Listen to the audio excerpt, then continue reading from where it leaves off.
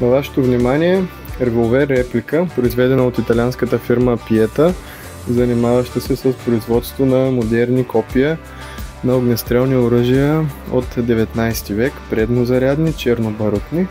Конкретният модел е Colt Navy 1851 година в калибър 36. Револвер е капсулен, 6 заряден, направен е от съвременни материали, тъй като е репродукция, но е достатъчно близък до оригиналните револвери, произвеждани във втората половина на 19 век, след 1850 година.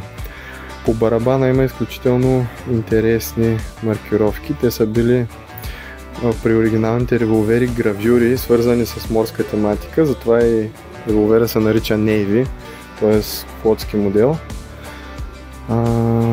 Това е била една от запазените марки на Самуел Колт. По този начин той е гарантирал, че неговите изделия са оригинали с този тип гравюра на барабана. Само той и шепа други големи производители са можели да си позволят да наемат гравьор, професионалист, който да гравира всички барабани.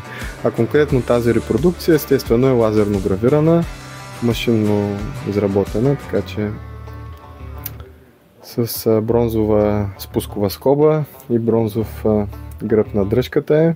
Иначе останалата част е от стомана, съвременна стомана, като тук е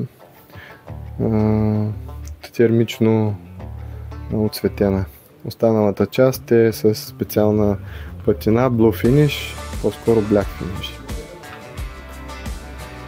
Ергономичен, удобен, с 7,5 инчова цев. Пак повтарям, 36 калибър.